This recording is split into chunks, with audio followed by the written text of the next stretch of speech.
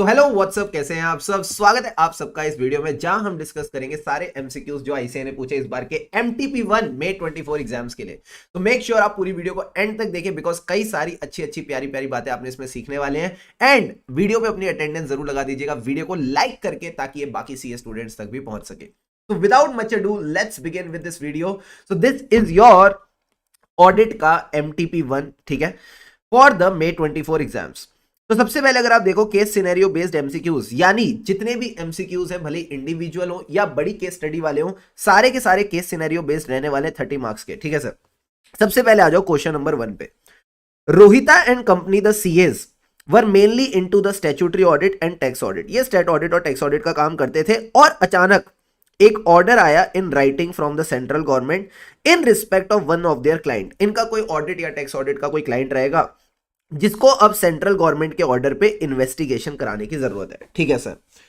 अब कहीं ना कहीं इनको ऐसा लग रहा है कि हमें ना किसी एक्सपर्ट की जरूरत है, हमें किसी एक्सपर्ट की जरूरत है। तो सारे बच्चे मुझे एक बात बताओ, जब हमने इन्वेस्टिगेशन वाला टॉपिक पढ़ा था तो क्या मैंने आपको बताया था कि you can also take the assistance of an expert? Answer is yes. And इसमें कहीं ना कहीं एक बात हमेशा याद रखना, जब भी आप किसी बाहर वाले एक्सपर्ट की मदद लेते हो या कोई एक्सपर्ट की मदद लेते हो ना, आपको क्लाइंट की प्रायर परमिशन भी लेके चलनी पड़ती है, ठीक है सर। तो ये कह रहे हैं can Rohita and company take the assistance of an expert in pursuing this investigation, choose the correct reasoning from below. तो सबसे पहला पॉइंट कहता है यस सर, दूसरा कहता है यस सर, बाकी दोनों कहते हैं नो। तो नो वाले तो गलत हो गए, अब यस यस वाले पकड़ लेते हैं। पहला यस कहता है yes they can consider whether the assistance of expert like engineer lawyer is necessary for the full proof examination of documents and information. Sir ये बात तो सही लग रही है। दूसरा कहता है ऐसे 620 लगेगा। मुझे एक बात बताओ, ऐसे जो है वो स्टैंडर्ड ऑन ऑडिटिंग है या standard on investigation? Sir standard on auditing है। तो अगर कोई स्टैंडर्ड ऑन ऑडिटिंग है तो वो इन्वेस्टिगेशन पे कैसे लगेगा? नहीं सर। तो the right answer will be option A. ये आपका एकदम सही वाला आंसर हो जाएगा। मैं आपको एक बात बता दूं ना, ये बात तो आपको ऑलरेडी पता थी इन्वेस्टिगेशन चैप्टर में। हाँ सर। तो ऐसे ना क्वेश्चन को देख के घबराना नहीं है, हमको एकदम कॉमन सेंस लॉजिकल वे में चलना है। अपने को अपने आप को सीए ही समझना है, हमको अपने आप को चार्टर्ड अकाउंटेंट समझ के ही क्वेश्चंस को सॉल्व करते जाना है। ट्रस्ट मी, मजा आ जाएगा, ठीक है सर। अब आ जाओ क्वेश्चन नंबर 2 पे। During the audit of good bank limited auditors and management had certain difference of opinion. Sir क्या डिफरेंस ऑफ ओपिनियन था? ये कहते कि कौन से आइटम्स हैं इनको कंटिंजेंट लायबिलिटी में दिखाना है, ठीक है सर। इसके अलावा कहता है ऑडिटर्स ने ऑब्जर्व किया क्या 79 एग्रीकल्चरल लोन अकाउंट्स हैं which are guaranteed by government of Delhi. देखो क्वेश्चन ने आपको हिंट देनी शुरू कर दी है, समझदार को इशारा काफी है। अगर कोई गारंटी दे रही है स्टेट गवर्नमेंट तो क्या इसमें कोई एग्जेम्पशन होती थी एनपीए क्लासिफिकेशन की? नहीं सर। तो ये कहता है 26 lakhs were over due for more than 2 year. तो क्या मैं कह दूं 26 lakhs का एनपीए बनना चाहिए? हाँ सर बनना चाहिए, ठीक है सर। दूसरा कहता है 93 और थे which were guaranteed by government of India. क्या मैं बोल दूं ये सेंट्रल गवर्नमेंट है? हाँ सर। ये कितने हैं? ये सर 32 lakhs है। तो ये बताओ क्या ये एनपीए बनेंगे? मैंने कहा no, these are covered by the exemption. इनको हमने कहीं ना कहीं एग्जेम्पशन में कवर कर रखा है, ठीक है सर। फिर कहता है 6 कॉर्पोरेट लोन अकाउंट्स थे guaranteed 3 each by the government of India and 3 by the government of Delhi। अब सर ये कितने के थे? Amounting to 29 lakh for each company. 29 lakh for each company. तो मुझे बताओ ईच करके दिल्ली गवर्नमेंट वाले कितने हैं? सर दिल्ली गवर्नमेंट के हो गए 29 lakhs इंटू 3। ये कितना आया? पापा ने बार बार बोला था पहाड़े याद कर लो, बट शुभम नलायक ने किए नहीं। सर 29 थ्रीजा क्या होता है? तो मैंने कहा 29 थ्रीजा होता है 29 to 58, 58 plus 20 78 plus 9 87। Very very good. तो 87 lakhs का ये कुछ मामला बन जाएगा। तो आप बताओ टोटल अमाउंट जो कहीं ना कहीं एनपीए बननी चाहिए। सर टोटल अमाउंट जो बननी चाहिए, एक तो ये 87 lakhs हो गए, एंड इस 87 के साथ ये जो 26 lakhs थे ना, ये जो 26 lakhs है इनको भी आपको एनपीए बनाना चाहिए। तो 87 प्लस 26 कैसे करेंगे? मैंने कहा 87 प्लस 20 107 प्लस 6 113। तो कहीं ना कहीं क्वेश्चन 2 का जो आपका आंसर है वो सी हो जाएगा 113 lakhs। कैलकुलेटर लेके जाना दिमाग एग्जाम में, मेरी तरह ऐसे हरकतें मत करना, ठीक है सर। अब आ जाओ क्वेश्चन नंबर 3, मजा आएगा, बड़ा प्यारा क्वेश्चन है सर। क्वेश्चन 3 में क्या है, तो बहुत ही बड़ा क्वेश्चन है। मैंने कहा रीड करेंगे सारे बच्चे, हाँ सर रीड करेंगे। Sam limited appointed Messrs Ajit and company the CS as the statutory auditor. Very good. Statutory auditor को इंटरनल ऑडिट फंक्शन बड़ा रिलायबल लगा, इफेक्टिव लगा। अब इनके मन में थोड़ी कामचोरी आएगी और ये इनको कुछ डेलीगेट करेंगे, देखना। Statutory auditor assign the task of assessing the inventory level of few branches. ये कह रहा है आपने इन्वेंट्री चेकिंग नहीं करनी, इन्वेंट्री लेवल्स को असेस करना है। ओ एंड इनको लगा था इस एरिया में रिस्क ऑफ मटेरियल मिसस्टेटमेंट भी हो सकती है, फिर भी इन्होंने एक इंटरनल ऑडिटर को डेलीगेट किया। दिल पे हाथ रख के बोलो, क्या ऐसे 610 में हमने एक टॉपिक पढ़ा था, कुछ ऐसी चीजें जो आप सामने वाले को डेलीगेट नहीं कर सकते सर? कब? जब उसमें सिग्निफिकेंट जजमेंट है, जब उसमें रिस्क ऑफ मटेरियल मिसस्टेटमेंट है। तो फील से ही पता चल रहा है कि अगर रिस्क ऑफ मटेरियल मिसस्टेटमेंट है तो ऑडिटर को डेलीगेट नहीं करना चाहिए, खुद इस पे काम करना चाहिए, ठीक है सर। ये कहता है और इंटरनल ऑडिटर ने अभी अभी वो काम किया ही है, तो देयरफॉर स्टैट्यूटरी ऑडिटर को लगा चलो हम इन्हीं की रिपोर्ट पे रिलाय करके चलते हैं।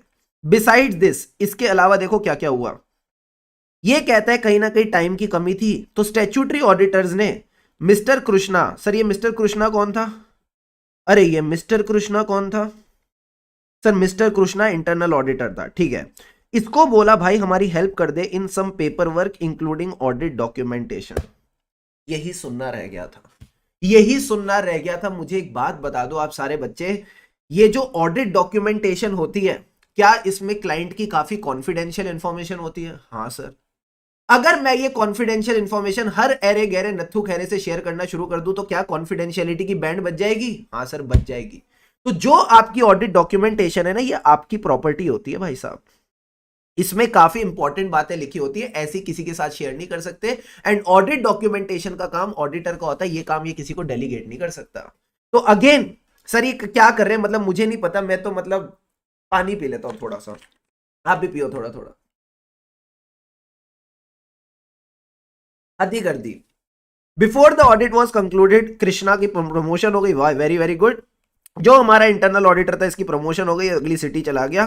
अब ऑडिट की डिस्कशन स्टेज पे लीड स्टैट्यूटरी ऑडिटर को लगा कि भाई डॉक्यूमेंटेशन जो डेलीगेट की थी कृष्णा को, ये तो कंप्लीट ही नहीं थी। बताओ, बंदा प्रमोशन लेके गायब हो गया और उसने काम भी कंप्लीट नहीं किया।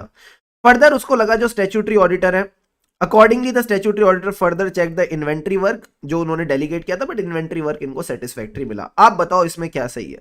ये कहता है working of the internal audit function was reliable and satisfactory. मेरे को तो ऐसा नहीं लगता। कहता है allocation of inventory level was with in the authority. नहीं करना ना यार, जब रिस्क ऑफ मटेरियल मिसस्टेटमेंट है, ऐसे कैसे कर दिया तुमने? पॉसिबल ही नहीं है। अगला point, documentation would be considered complete as far as the statutory auditor responsibility is considered, as the missing documentation was because of the oversight of internal auditor। भाई साहब काम आपका है, आप किसी और पे नहीं डाल सकते, ठीक है। अल्टीमेटली ऑडिटर ही रिस्पॉन्सिबल है सब चीजों के लिए। तो ये नहीं कह सकता कि मैंने तो अपना काम ठीक से किया, जिसको डेलीगेट किया था उसने ठीक से नहीं, ऐसे थोड़ी चलता है। अगले पॉइंट पे, since the internal audit had conducted the similar inventory level अभी and because of a familiarity with the audit of statutory audit was right. बिल्कुल गलत, ऐसे कैसे right? Last point, statutory auditor should not have, ये है ना मेरा प्यारा पॉइंट, इसी को तो ढूंढ रहा था मैं, should not have delegated the inventory level checking to the internal auditor as the risk assessed was material. क्या ये बात इन्होंने क्वेश्चन में बड़ी बड़ी बोली थी? हाँ sir, there might be some risk of material misstatement. तो जब पता है गड़बड़ है तो खुद करो ना, डेलीगेट क्यों करते हो? क्या ये बात समझते हो? हाँ सर। प्लस ये कहता है documents are the property of auditor. बाबू को कॉन्फिडेंशियलिटी मेंटेन करनी चाहिए। ऐसे 200 बोल बोल के थक गया, आपका प्रोफेशनल एथिक्स बोल बोल के थक गया। कोई प्रोफेशनल, सारी क्वालिटीज रखो। सी फॉर कॉन्फिडेंशियलिटी। मैं बोलता हूं अगर आप एक्चुअल में सीरियस है एग्जाम्स को लेके, मुझे एक बार कमेंट सेक्शन में बता भी दो कि प्रोफेशनल एथिक्स का कौन सा क्लॉज है जो कॉन्फिडेंशियलिटी की बात करता है। मैं कहता हूं मजा ही आ जाएगा, ठीक है। फील आ जाएगी कि भाई साहब हाँ, we are doing a multi disciplinary holistic study of this topic, ठीक है। तो ये कहता है it was wrong on the part of statutory auditor. बिल्कुल सही, गलत काम किया उस बंदे ने, ठीक है। मजा आया नहीं आया? हाँ सर मजा आया। आपने ऐसे ही लुफ्त उठा उठा के केस स्टडी को सॉल्व करना है, ठीक है। जितना ज्यादा इन्वॉल्व रहोगे, जितना चीजों को फील करोगे, उतने आपके आंसर सही होने के चांसेस बढ़ेंगे। अब आ जाओ केस सिनेरियो 1। सर ये सब क्या थे? ये छोटे छोटे केस सिनेरियो थे, अभी तो पार्टी शुरू हुई है। मैं हमेशा से एज अ स्टूडेंट भी पूरा केस स्टडी नहीं पढ़ता, पहले मैं क्वेश्चन पढ़ता हूं। तो क्या आप मेरे साथ इसी राह पे चलोगे? हाँ सर। जो क्वेश्चन से रेलिवेंट चीज होगी ऊपर पढ़ लेंगे, ठीक है, पूरा नहीं पढ़ेंगे, ठीक है सर। कहते इन the above given case what should be the next course of action on the part of auditors of ABC Limited when the auditor conclude that the reason for management refusal to send the confirmation to debtors is unreasonable. Oh, plus उसको alternate procedure से भी evidence नहीं मिल रहा, sir ये question कौन से ऐसे का है? 505। इसी क्वेश्चन पे आई थिंक मैंने आपको वीडियो दिखाई थी, दिल दा मामला है दिलबर। जब वो अक्षय कुमार का फोन फेंक देता है तो किसकी एंट्री होती है? सर एंट्री होती है टीसीडब्ल्यूजी की, एंड टीसीडब्ल्यूजी के साथ साथ आप ये भी बोलते हो कि अब भी अगर हमें एविडेंस नहीं मिला तो हम इसकी इंप्लीकेशन देखेंगे ऑडिट रिपोर्ट पे। सर हम मॉडिफाई क्यों नहीं बोलते? हम ये क्यों बोलते हैं implication on the audit report? तो याद रखना कहां लिखा है मटीरियल है, सर नहीं लिखा तो मैंने कहा वही चेक करेंगे मटीरियल है कि नहीं, परवेसिव है कि नहीं, उसके हिसाब से मॉडिफिकेशन डिसाइड की जाती है। तो सारे बच्चे बताओ इस केस में हम क्या करेंगे? मैंने कहा ये कहता है कि ऑडिट मैटर रिपोर्ट करेंगे, मैंने कहा न। कहता है रिटर्न रिप्रेजेंटेशन लेंगे, न। अब अगले वाले सुनो, communicate the matter with TCWG, yes sir, Shahrukh Khan आएगा। प्लस इसकी इंप्लीकेशन देखो on the auditor's opinion as per S 705, this appears to be the good answer, right answer. एक बार अगला पॉइंट और देख लेते हैं। ये कहता है इसको एम्फेसिस ऑफ मैटर में डालेंगे, बिल्कुल नहीं। जिस मैटर को लेके आपको एविडेंस ही नहीं मिला, तो आपको कैसे पता वो मैटर सही है? और अगर सही है कि नहीं यही नहीं पता, तो कैसे लोगों का ध्यान उस पर आप आकर्षित कर रहे हो, कैसे आप लोगों का ध्यान उस पर लेके आ रहे हो? तो एम्फेसिस ऑफ मैटर नहीं डाल सकते, right answer will be option C. तो अगर आपने थोड़ा सा भी ध्यान से उस ऐसे को देख रखा है, एलिमिनेशन से ही आप सही आंसर पकड़ सकते हो। क्लियर है सर। अब आ जाओ क्वेश्चन नंबर 5। ये क्या कहता है? Whether PQR and company should adhere to or you can say agree to the opinion formulated by PK and company, XYZ and company, or explore alternate option. हमने अभी केस स्टडी नहीं पढ़ी, but आपने audit पढ़ा है।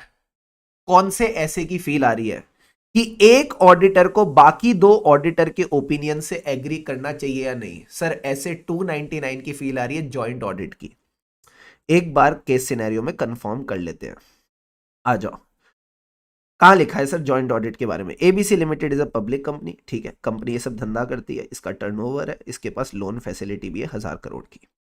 PQR and company एक chartered accountant है जिसको अपॉइंट किया गया है as a joint auditor with PK and company, XYZ and company. Very good sir. अब इन्होंने एंगेजमेंट लेटर में इनकी रिस्पॉन्सिबिलिटीज लिख दी, planning the audit they divided the responsibility, और इन्होंने 50 करोड़ की मटेरियलिटी निकाली। कैसे?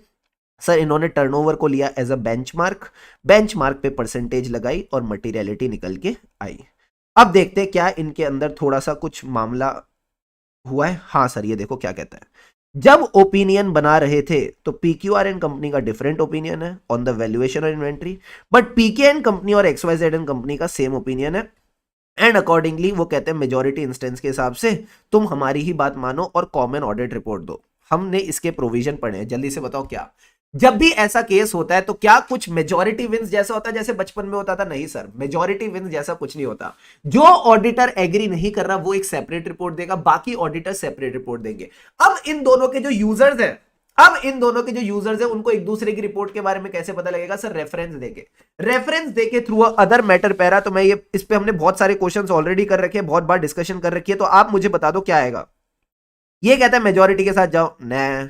अगला पॉइंट कहता है ईओएम पैरा डालो, बिल्कुल भी नहीं, देखते जाओ दूर दूर से। ये फिर कहता है ईओएम पैरा डालो, नहीं सर। अब अगला लास्ट पॉइंट कहता है डिस्टिंक्ट ऑडिट रिपोर्ट दो, ठीक है, अलग अलग देगा पीक्यूआर एंड कंपनी, प्लस इसमें रेफरेंस होनी चाहिए बाकियों की ऑडिट रिपोर्ट को जो बाकी ऑडिटर्स इशू कर रहे हैं with other matter para. So this is your right answer, ठीक है। क्या ये बात समझ आई? हाँ सर। भाई एक बात समझ रहे हो नहीं समझ रहे हो तो मुझे नहीं पता तुमको ये बात समझ आ रही है कि नहीं। ये जो केस सिनेरियो 1 है 4 to 6 क्वेश्चन जो भी दिए है भाई, ये सब 2-2 नंबर के हैं। अगर आप ध्यान से देखो ये सारे एमसीक्यूज में जो भी क्वेश्चंस आपके पास हैं, लगभग आई थिंक 15 क्वेश्चन रहेंगे, ये सारे 15 क्वेश्चन 2-2 नंबर के। तो आप थोड़ा सा ध्यान लगा के, थोड़ी सी फोकस के साथ 2-2 नंबर ऐसे ही इकट्ठे करे जा रहे हो, ठीक है। अब आ जाओ question 6। In the above given case what should be the course of action on the part of ZMR and company when they found, मिल गई, क्या मिल गई सर? मटेरियल मिसस्टेटमेंट मिल गई which has not been properly accounted, presented and disclosed in financial statement. मैंने कहा भाड़ में गई सारी दुनिया, भाड़ में गए सारे ऑप्शन, तुमको मटेरियल मिसस्टेटमेंट मिली है, क्या करोगे? सर हम इसको करेक्ट करवाएंगे, और अगर मैनेजमेंट करेक्ट नहीं करती तो मॉडिफाइड ओपिनियन देंगे। तो देखो क्या कहता है, ये कहता है कि आपको जो मटेरियल मिसस्टेटमेंट मिली है उस पर आपको अटेंशन नहीं देना चाहिए, क्योंकि ये तो ओपनिंग बैलेंस में है। भाई साहब अगर ओपनिंग बैलेंस में भी मटेरियल मिसस्टेटमेंट होती है तो करंट ईयर ऑडिट को, रिपोर्ट को मॉडिफाई किया जाता है, गलत बात। They should express a qualified और एडवर्स ओपिनियन डिपेंडिंग कि वो परवेसिव है कि नहीं, बिल्कुल सही। They should take such matter in return representation, कुछ भी ऐसे नहीं होता। अरे भाई ऐसे थोड़ी होता है, मैनेजमेंट से रिटर्न रिप्रेजेंटेशन ले ली, नहीं मटेरियल नहीं है। अगर तुमको मटेरियल लग रही है तो रिपोर्ट को मॉडिफाई करो ना, और ईओएम पैरा भी नहीं डाला जाता। So again the right answer is B. मजा आया? हाँ सर मजा आया। बस आ जाओ मेरे साथ, 2 केस स्टडीज और बची है। देखो क्या कहता है, एमसीक्यू 7 to 10। अगेन नीचे से स्टार्ट करें। हाँ sir, with respect to the fees charged for the new assignment which option can be opted by MN and Associate। तो देखो सही साहब, MN and Associates को कौन सा असाइनमेंट मिला है? यहां सर फीस की बात हो रही है। ये कहता है upon hearing the efficient services provided by MN and Associates chartered accountants they were approached by XYZ cooperative society, और उन्होंने आपको ये फीस के ऑप्शन दिए हैं। तो एक बात बताओ, क्या एक आपकी जो फीस है ये परसेंटेज ऑफ नेट प्रॉफिट्स पे हो सकती है? नहीं सर, आप ही ने सिखाया था क्लॉज 10 कंटिंजेंट, क्लॉज 10 कंटिंजेंट यानी your fees, professional fees can not be contingent upon the findings or based on the percentage of profit. But बात याद है आपको, हमने एक रेगुलेशन पढ़ी थी, regulation number 192, CRV fund management services. उसमें सी क्या था? Cooperative society. Sir cooperative society को हमने इसमें एग्जेम्पशन दे रखी है, तो एग्जेम्पशन दे रखी है तो आप अपनी मर्जी से कैसी भी फीस चार्ज करो, कोई दिक्कत नहीं है। सो दोनों ही ऑप्शन चल जाएंगे, दोनों ही ऑप्शन चल जाएंगे, 1 भी चल जाएगा, 2 भी चल जाएगा। So either of the 2 will work for you. क्या ये बात समझ आती है? हाँ सर ये तो बड़ा ही आसान था। अब आ जाओ question 8। MN and Associates sought direct assistance from CA EA। CA EA कौन है? इंटरनल ऑडिटर, ऐसा उन्होंने ऊपर स्टेटमेंट में बताया। Advise whether he is permitted to do so as per the standard on auditing. तो देखो ये भी ऐसे 610, क्या मैं बोल दूं ऐसे 610 बड़ा इंपॉर्टेंट हो गया इस बार के एग्जाम के लिए। हाँ सर ये तो बहुत इंपॉर्टेंट हो गया। अब देखो यहां पे लिखा है कुछ डायरेक्ट असिस्टेंस के बारे में, देखो क्या कहता है। MN and Associates firm of CA having M and is based in Mumbai, ये ऑडिट कर रहे हैं जिंक लिमिटेड का, जो इंटरनल ऑडिटर भी अपॉइंट करता है as per the statutory provisions. ठीक है सर, इन्होंने कहा हमको डायरेक्ट असिस्टेंस चाहिए, किस किस के लिए? Significant accounting estimates made by the management and assessing the risk of material statement. क्या मैं बोल दूं ये जो एरियाज हैं यहां पे सिग्निफिकेंट जजमेंट इन्वॉल्व है, यहां पे कहीं ना कहीं सिग्निफिकेंट जजमेंट इन्वॉल्व है, और कुछ 4 एरियाज ऐसे होते हैं जहां पे आप असिस्टेंस नहीं ले सकते। सर कौन कौन से एरियाज थे? एक बार फटाफट रिकॉल करो। सिग्निफिकेंट, जजमेंट ज्यादा है, रोमम ज्यादा है, बोलो मेरे साथ, जजमेंट ज्यादा है, रोमम ज्यादा है।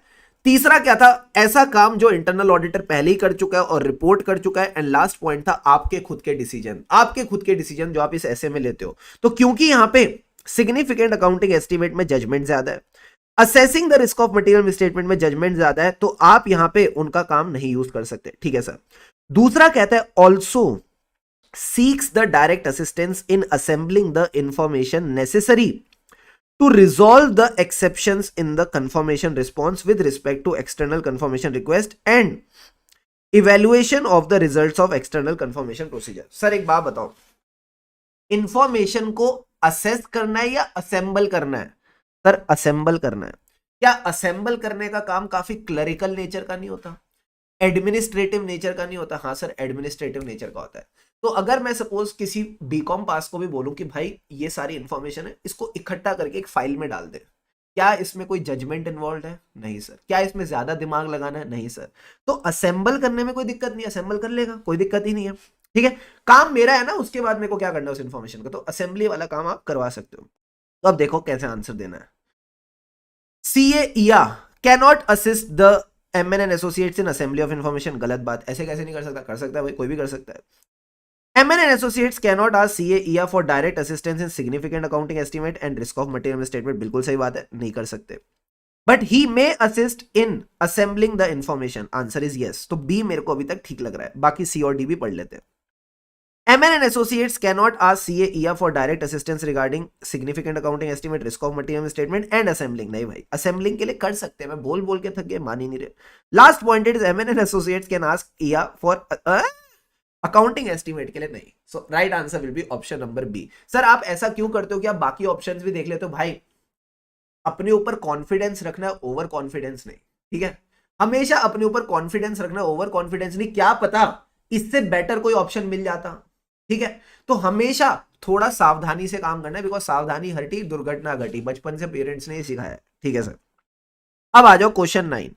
As per the CA act under which clause CA N will be liable for misconduct. तो देखो N ने क्या किया, देखो सारे बच्चे, N ने क्या किया सर, M ने एक्सेप्ट किया अपॉइंटमेंट एज ऑडिटर. M की नहीं, मेरे को N की बात करनी. N की बात यहां कर रखी है.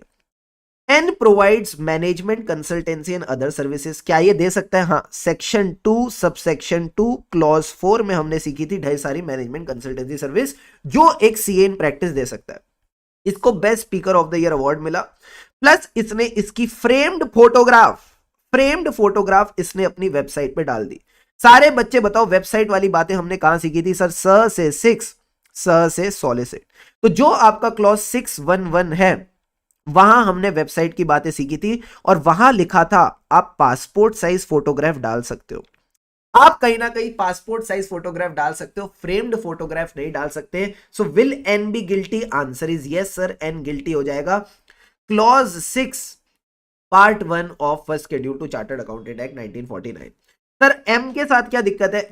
एम का बोला है कि इसने रजिस्टर्ड पोस्ट भेजी एंड एक्नॉलेजमेंट भी ली, तो क्यों गिल्टी है? मैं पढ़ते हैं क्या किया इसने काम खराब. एम ने एक्सेप्ट कर लिया appointment as a tax auditor. ठीक है, इसने ऑडिट भी शुरू कर दिया 2 दिन के अंदर अंदर. क्लाइंट को एकदम जल्दी मची थी कि भाई मेरी रिटर्न फाइल करके दो. एम ने रियलाइज किया कि भाई गलती हो गई. शुभम सर ने सिखाया था यार एक्सेप्ट करने से पहले कम्युनिकेट करना चाहिए, एक्सेप्ट करने से पहले कम्युनिकेट करना चाहिए. तो इसने अपनी गलती को सुधारा और एक registered post with acknowledgement due भेज दी. क्या इसने सही किया? हाँ सर, जो गलती सुधारता है उसको गलत थोड़ी बोलेंगे. मैंने कहा ऐसा नहीं है, ऐसा नहीं है. वहां साफ साफ लिखा है prior to acceptance. Prior to acceptance आपने कम्युनिकेट करना है. तो बताओ क्या ये गिल्टी है? हाँ सर है. अब कौन से क्लॉज में? Clause 8 communicate part 1 of your first schedule. तो देखो कहां लिखा है clause 8 part 1 first schedule. Sir यहां लिखा है, यहां लिखा है, यहां लिखा है, यहां तो नहीं लिखा, तो इसको हटा दो. अब सर ये गिल्टी है, तो ये तो गलत हो गया. ये गिल्टी है, ये कह रहा है not guilty. So right answer will be option number B. तो भाई साहब एलिमिनेशन से अब क्या सही आंसर आ गया. अब आती है लास्ट केस स्टडी. सारे बच्चे चैन की सांस लेंगे. रेडी? Ready sir. अब आ जाओ केस सिनेरियो 3 पे बात करते हैं. सबसे पहला question, what was the responsibility of Mr Rahul when the management refuse to remove the limitation. ये कहता है अगर मैनेजमेंट लिमिटेशन रिमूव नहीं कर रही तो तुम क्या करोगे? सर क्या ये क्वेश्चन आपको ऐसे 705 की फील दे रहा है? क्या ये क्वेश्चन आपको ऐसे 705 की फील दे रहा है? हाँ सर, जब भी मैनेजमेंट लिमिटेशन रिमूव नहीं करती थी तो हम क्या करते थे सर? हम टीसीडब्ल्यूजी के पास जाते थे. हम टीसीडब्ल्यूजी के पास जाते थे, हम ऑल्टरनेट ऑडिट प्रोसीजर्स ट्राई करते थे. अगर ऑल्टरनेट ऑडिट प्रोसीजर से भी एविडेंस ना मिले फिर उसका इंपैक्ट देखते थे कि मटेरियल है या परवेसिव है, क्या है. ठीक है सर. तो सारे बच्चे देखो इसके बारे में कुछ लिखा है क्या? इसके बारे में कुछ लिखा है क्या? ये लिखा है, यहां से देखो क्या कहता है. RKM and company, a CA firm was appointed to conduct the audit of the company. ठीक है sir. Mr. Rahul Dubey was the engagement partner in the organization structure. यहां पे ध्यान देना, ये कहता है Mr. Rahul noticed that those charged with governance in the company are also involved in managing the entity. क्या ये कुछ स्पेशल बात है? हाँ sir. End of the quarter में इसने 2 लिमिटेड रिव्यू रिपोर्ट ऑलरेडी दे रखी है, बट अब कंपनी ने ऐसा लिमिटेशन ऑन स्कोप लगाया है which is he is likely to express a qualified or disclaimer of opinion and accordingly requested the management to remove the limitation. But management कहती है नहीं नहीं हम लिमिटेशन रिमूव नहीं करेंगे. ठीक है सर. अब इसके बाद इसको क्या करना चाहिए? तो मैंने कहा सिंपल सी बात है, इसको क्या करना चाहिए था? टीसीडब्ल्यूजी से कम्युनिकेट करना चाहिए था. बट क्या यहां ये लिखा है कि टीसीडब्ल्यूजी भी मैनेजमेंट ही है? टीसीडब्ल्यूजी भी मैनेजमेंट है, हाँ सर टीसीडब्ल्यूजी मैनेजमेंट है, तो क्या करे बंदा, ऑल्टरनेट ऑडिट प्रोसीजर्स वगैरह ट्राई करेगा। तो he should determine whether it is possible to perform alternate audit procedure to get sufficient and appropriate evidence. हाँ सर ये सही लग रहा है। दूसरा पॉइंट कहता है कम्युनिकेट विद टीसीडब्ल्यूजी। बट मुझे एक बात बताओ, ये जो आपने लाइन पढ़ी, ये जो आपने लाइन पढ़ी कि टीसीडब्ल्यूजी मैनेजमेंट ही है, तो मैनेजमेंट को तो ऑलरेडी बता दिया, तो बार बार कम्युनिकेट थोड़ी करते हैं। हाँ, और आपके ऐसे 265 में भी मैंने ये लाइन लिखी थी, जो मैटर्स आपने ऑलरेडी मैनेजमेंट के साथ कम्युनिकेट कर दिए या टीसीडब्ल्यूजी के साथ कम्युनिकेट कर दिए इन देयर मैनेजमेंट रोल, आपको उसको वापस कम्युनिकेट करने की जरूरत नहीं है। ठीक है सर। और सर ये एडिशनल प्रोसीजर क्यों नहीं आएंगे, हम तो आधे टाइम यही कंफ्यूज रहते हैं कि एडिशनल लिखे या ऑल्टरनेट। देखो सिंपल सी बात है, जब आप अपना मेन ऑडिट प्रोसीजर ही नहीं कर पा रहे, जब आप अपना मेन ऑडिट प्रोसीजर ही नहीं कर पा रहे, तो क्या करोगे, ऑल्टरनेट करेंगे। और अगर मेन ऑडिट प्रोसीजर करके आपको सफिशिएंट एप्रोप्रिएट एविडेंस ना मिलता, लिमिटेशन ना होती, तो फिर आप एडिशनल चेक करते। तो मेन ही नहीं कर पाए तो एडिशनल कैसे करोगे, ऑल्टरनेट ही कर पाओगे। एंड लास्ट पॉइंट कहता है रिटर्न रिप्रेजेंट, अच्छा सॉरी होता है। ठीक है, तो right answer will be option number A. Clear है, गुड क्वेश्चन, आई होप इससे काफी कुछ आपको सीखने को मिला। ठीक है सर। अब आ जाओ क्वेश्चन 12। ये क्वेश्चन के लिए आपको वो वीडियो देखी हुई होनी चाहिए जो मैंने अभी डाली थी regarding the resignation bye auditor, कि जब भी हमारा एक ऑडिटर रिजाइन करता है फ्रॉम अ कंपनी तो उसको कौन सी रिपोर्ट से कब कब इशू करके जानी पड़ती है, अगर वो प्रोविजंस आते होंगे तो you will be able to handle it. ठीक है सर। तो ये कहता है what was the responsibility of RKM and company, जो फर्म है, with respect to the issue of limited review report at the time of resignation. तो मुझे बताओ इन्होंने रेजिग्नेशन कब डाली। ये कहते हैं कि हमको लगता है अनडिटेक्टेड मिसस्टेटमेंट का जो पॉसिबल इफेक्ट है, क्योंकि हमको तो मिली नहीं मिसस्टेटमेंट, तो हमको लग रहा है जो पॉसिबल इफेक्ट होगा वो मटेरियल और परवेसिव होगा, तो क्वालिफाई तो नहीं कर सकते, तो क्या करते हैं, विड्रॉ करते हैं। तो इन्होंने विड्रॉ करने के लिए जो एप्लीकेशन डाली 15 नवंबर को डाली। ठीक है सर। मुझे सारे बच्चे एक बात बता दो बस, अगर ये 15 नवंबर को इन्होंने एप्लीकेशन डाली है तो ये कितने दिन हो गए फ्रॉम एंड ऑफ Q2, फटाफट मेरे को बता दो। सर Q1 खत्म होता है 30 जून को, ठीक है, Q2 खत्म होता है 30 सितंबर को, इन्होंने कब डाली है, 15 नवंबर को। 15 नवंबर में कितने दिन हो गए सर, 31 डेज हो गए अक्टूबर के, 15 डेज हो गए नवंबर के, तो क्या मैं बोल दूं ये मोर देन 45 डेज हो गए। हाँ सर ये मोर देन 45 डेज हो गए। अगर मोर देन 45 डेज हो गए तो क्या इनको थर्ड क्वार्टर की रिपोर्ट देनी पड़ेगी। हाँ सर। प्लस इन्होंने फर्स्ट और सेकंड की ऑलरेडी दे रखी, तो क्या मैं बोल दूं 3 क्वार्टर की रिपोर्ट दे दी। हाँ सर। पहले की 2 की 2 दे ही रखी है, थर्ड की भी दे देंगे। अब जैसे ही आपने 75% काम कर दिया तो आईसीआई कहते पूरा कर दो, पूरे साल की ऑडिट रिपोर्ट दे दो। तो देखो एक बात बताओ, क्या ये सिर्फ थर्ड क्वार्टर की देके भाग सकते हैं। मैंने कहा नहीं। कहता है नो फर्दर रिपोर्ट, अच्छा पढ़ के आए हम। ये कहता है थर्ड क्वार्टर की तो दोगे ही और audit report for full year दोगे, ये अच्छा ऑप्शन लग रहा है, option number C is right. Clear है, क्लियर है सर। एंड लास्ट में कहता है थर्ड क्वार्टर की देके जाना नहीं, तो 12th का आंसर शुड बी सी। अब आता है question 13, whether in the given circumstances withdrawal was mandatory, answer is yes. हमने पहली चॉइस हमारी विड्रॉल ही होती है, पहली चॉइस हमारी विड्रॉल ही होती है। बट अगर लॉ रेगुलेशन अलाउ नहीं कर रहा, अगर लॉ रेगुलेशन अलाउ नहीं करता तो हम डिस्क्लेम करके चलते हैं। तो ये कहता है नॉट मैंडेटरी, गलत, इट वाज मैंडेटरी। ठीक है सर। फिर अगला देखो क्या कहता है, इट वाज मैंडेटरी। लास्ट कहता है नॉट मैंडेटरी, तो ये तो भाड़ में गए। अब इन दोनों में से हमको सही देखना है। ये कहता है withdrawal from audit report was mandatory, but अगर आपको लगता है ये प्रैक्टिकेबल और पॉसिबल नहीं है as per the law regulation, वो इसमें टांग अड़ा रहा है, तो आपको अपना ओपिनियन डिस्क्लेम करना चाहिए। Sir B option looks the right option. C देखते हैं। ये कहता है auditor was required to withdraw where practicable and possible, इसने डिस्क्लेम वाली बात क्यों नहीं लिखी, गलत हो गया। So right answer will be option number B. 2 question और रह गए, लगे रहो, जुटे रहना अपने को। ठीक है सर।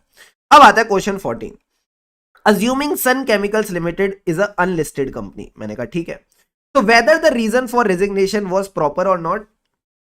सर इसने ये अनलिस्टेड कंपनी वाली बात क्यों बोली, इसने कहीं ना कहीं अनलिस्टेड कंपनी वाली बात क्यों बोली। मैंने कहा देखो कल जब हमने वो पुराना वाला टॉपिक किया था, विड्रॉल वाला टॉपिक किया था, तो मैंने उसके नीचे आपको एक बात लिखवाई थी, as per the ICI guideline, अगर आप किसी अनलिस्टेड कंपनी से विड्रॉ करते हो, अगर आप किसी अनलिस्टेड कंपनी से विड्रॉ करते हो तो आपको ना प्रॉपर रीजंस लिखने पड़ेंगे क्लियरली कि किस रीजन से आपने विड्रॉ किया एडीटी 3 में। आप ये नहीं लिख सकते प्रोफेशनल प्री ऑक्यूपेशन। तो क्या इन्होंने प्रोफेशनल प्री ऑक्यूपेशन लिखा था, देखो जरा। हाँ सर, इन्होंने लिखा professional preoccupation in the resignation letter, इन्होंने प्रोफेशनल प्री ऑक्यूपेशन लिख दिया। तो याद रखना क्या ये सही था proper? Answer is no. So yes yes वाले तो भाड़ में गए। पहला कहता है auditor should have clearly mention the reason, हाँ सर ये सही लग रहा है। बी कहता है reason should have been a little lengthier, further the exact reason must be provided to the new auditor appointed. हमें न्यू ऑडिटर को कोई रीजन नहीं देना होता। A answer is the right answer. ठीक है, ठीक है सर। अब आता है क्वेश्चन 15, जो अपने ऑलरेडी सीख रखा है उसी को यूज करके ये भी हो जाएगा। Assuming that the auditor proposed to resign on 14th November, 14 नवंबर को रिजाइन करता तो बताओ कितने दिन होते हैं सर? 31 डेज अक्टूबर के एंड 14 डेज ऑफ नवंबर। तो क्या मैं बोल दूं now this resignation is with in 45 days?